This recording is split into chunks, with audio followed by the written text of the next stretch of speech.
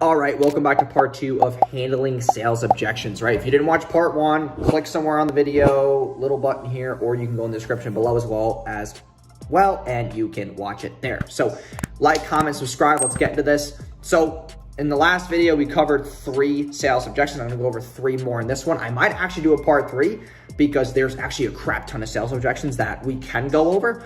The next one is gonna be, I have to talk to my partner first, right? That's another big one. If you hear that objection, the reason why they're saying that is because they know their partner is probably gonna say no, right? And the thing too that I use on this is like, listen, in our Calendly questions, we ask them, is there a person on the phone who needs to be present in order for you to make a decision?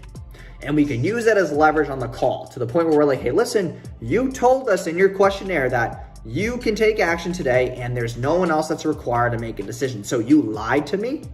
That's where you're putting the risk reversal on them of like, whoa, like this person actually doesn't want to be a part of what I'm doing.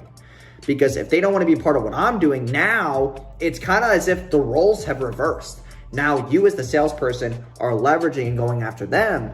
And now you're kind of detaching yourself from the sale. You don't really care anymore. Now you're like, listen, like, I don't even want the sale because I don't trust you now. And when you play that game of like, kind of like fetch, you're putting them in a position where now they have to prove themselves to you. And that's like that detachment mechanism. So I usually say like, hey, listen, I understand that you want to talk to somebody else before making a decision, but they're not on the call with us today. And you answered here that you don't need somebody else on the phone right now to make the decision because you're the decision maker, correct? You're the main person in the business, correct? And they would probably admit that because it's like, they're not going to say no because they don't feel like they have any ownership. People like control and ownership. So you want to put that ball in their court. And then from there, you know, they might give you another bit of like, listen, but like when we make big decisions like this, we always need to get a second opinion. But listen, second opinions are cool, but you just took 30 minutes of my time and 30 minutes of your own. And if you're an actual business owner like I think you are, you should be valuing your time more than the fee or this transaction today. Can we both agree on that? And that's where you're kind of putting them in a place where you're valuing their time just as much as you're valuing your own. So now it's like this respect mechanism. And then you can go into like, hey, listen, I know you want to talk to your partner, or the whole wife thing. That's like the same exact ordeal as when people say, hey, listen, I got to talk to my wife or my husband first. The objection handle I use for that is like, listen, like I get it, but this person wasn't on the phone and you're not able to regurgitate the whole 32 minutes of this phone call to that person. Can we agree on that? Like you're not going to sit there for 32 minutes and explain to them every single word that came out during this conversation.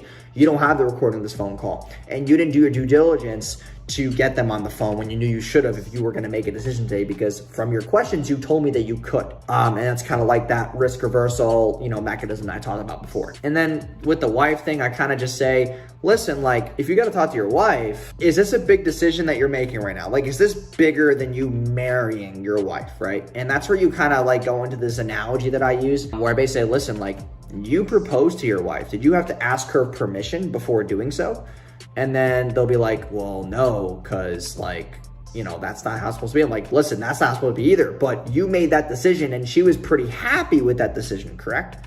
And he was like, well, yeah, of course we've been married, blah, blah, blah, blah, blah. Well, it's like, this is the same thing here. If you know this is going to grow your business, you don't need permission from your wife because she should be satisfied with the decision as well. You're trying to better yourself, your business. You can afford more things for her, your kids, your house, your family, whatever the case may be. Would you agree with that? Like that's where you're pulling them back into the simple analogies of talking to a 5-year-old. And that's how I kind of pull them back through that objection, which is like, hey, I got to talk to my partner, I got to talk to my wife. That's how I usually handle those objections. The other thing is, another objection is we're already working with this competitor or company, you know, I can't move forward right now. And that's where you have to kind of go for the deposit route and understanding time, because now it's like, okay, you're already working with this other company, but you just took 4 minutes in the beginning of the call to bitch and complain about them. So you want to get out of that as fast as possible, correct? Okay, well, if you can just sign this simple agreement or pay the simple deposit, I can lock you in now. And then when that time comes, when your period is over, then we can take you on. Or you could pay the small deposit, sign the agreement, and we can start working on your account in the interim so that when you're done with that company, you can then be fully launched with us. And that's how I kind of handle that objection. I make them, you know, kind of reason with valuing their time over the money to at least get them in the ecosystem, get them excited about the end result so that while they're still dealing with that crap company, they can get deliverables and service and fulfillment from us without stepping on anybody's toe, because that's what they're worried about. They're worried about, hey, listen, if I bring in another company, is this other company going to be pissed? Well, they don't need to know about that, because you can sign an NDA, non-disparagement agreement, to make sure that we don't say anything, or you don't really keep us in the loop with anything that they're doing currently. That's how I handle that objection as well. The other thing is, kind of just like, hey, we don't have a budget for this right now. So that's where you need to have your qualification questions in check, because if you don't kind of pre-frame the budget that's needed, then you're going to get that objection a lot where they say, hey, we don't have the budget for this right now.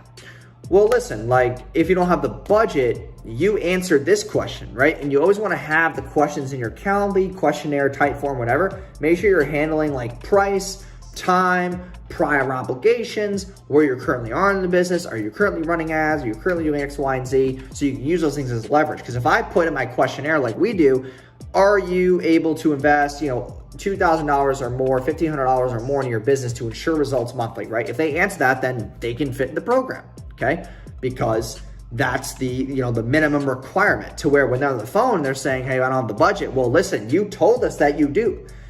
And that's where you bring them back to the, hey, you're lying to me again? Like, that's where you can really start to have leverage, and you can kind of get them to laugh too. Like, every time I've used that objection of like, hey, like, you answer this, like, are you lying to me? Usually it's supposed to be the other way. If you're on a sales call, you're afraid of a salesperson, but now I'm afraid of you because you can't even tell me the simple truth about your business or the morals and values that you have as a business owner. So how am I going to move forward with you? Because I feel like if I move forward with you, you're going to give me false expectations. You're going to keep lying to me. You're not going to give me deliverables that I want. You're going to lack communication. You're going to drop the ball here, not us. And that's where you can completely change the conversation around. So that's kind of how I would handle those. I might come up with a couple more sales objections to make a part 3, but I hope you guys enjoyed this video. If you did, please like, comment, and subscribe down below. And if you have any other questions that you want me to answer, just comment down below. I'll make a whole separate video on them. If I can get like a good 2 to 3 more questions, I'll make another video just like this. So thanks again, and I'll see you guys in tomorrow's video. Peace.